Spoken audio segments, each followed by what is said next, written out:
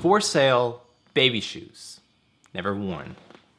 As the tale famously goes, Ernest Hemingway was challenged by a drunken patron in a bar to write a story that could make someone cry in 6 words or less. He took this challenge on confidently and jotted down these 6 words, which preserved his legacy in history as one of the greatest writers who ever lived. Or not. As it turns out, there's no evidence that Hemingway ever wrote this story, and similar works predate him. But it's a good story, right? That's what we're talking about today. Stories and how you can tell them effectively. I want to share a quote with you. Telling stories is as basic to human beings as eating. More so, in fact, for while food makes us live, stories are what make our life worth living. They are what make our condition human. What do stories do for us that makes them that important? That's what we're talking about today, because understanding that is how you can understand how to tell stories better. First, we should start off with what even is a story. Because from fairy tales to family tales, from urban legends to actual legends, stories are rather nebulous. They have many shapes. You may say that a story is something with a beginning, middle, and end, but that doesn't really help us tell a better story.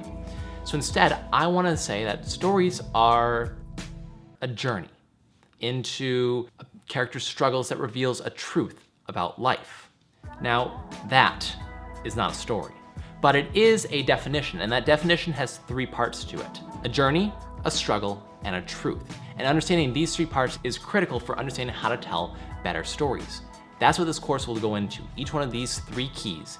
And we're starting today with journey, the journey that every story needs to take us on.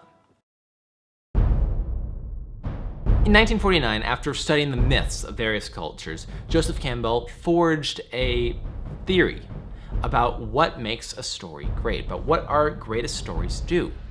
He called it the hero's journey, and in the 1970s, this was famously taken by George Lucas to create his epic Star Wars.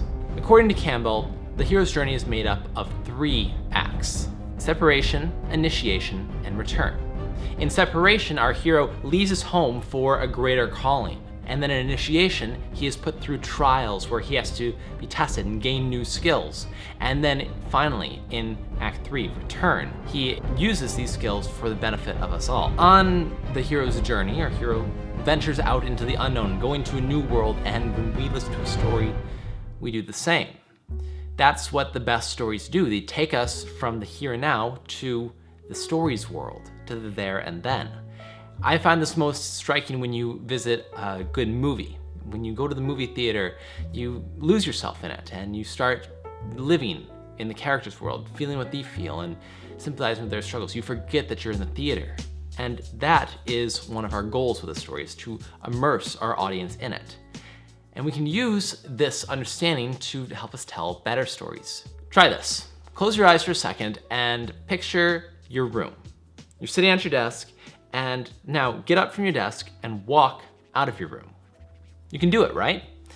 What you just used is called your episodic memory, and it's the foundation of our ability to tell stories. And if we want our audience to have the same level of immersion, to have them start picturing the story in their heads, to be lost in that world, we need to work with our episodic memory through a technique known as visualization.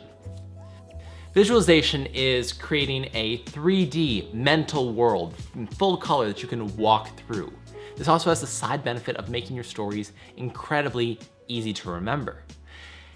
The better that you can paint that picture, the more immersive your story becomes. So that way, when you are on the beach, looking out and wander across the ocean in the middle of your story, you actually look at the ocean, you see it there, and you feel the wonder on your face. And your audience sees that as well, and they start to picture it. Stories aren't about words, they're about images, and getting the images from your head into your audiences. Most people don't realize how many stories they already have. And in this course, we are going to be fleshing out those stories and understanding exactly how to make them good. We're going to be doing this through interactive exercises, and I'm going to be coaching you through how to visualize your story. To start, pick out a story. If you have one in mind, great. If not, then write down 3 meaningful events that have happened to you and pick one of them to flesh out. As you'll find out later in the course, stories are all about the small moments in time, and The smaller it is, the faster you'll learn actually, because you can understand and apply the basics easier. So it doesn't matter if it's profound or not.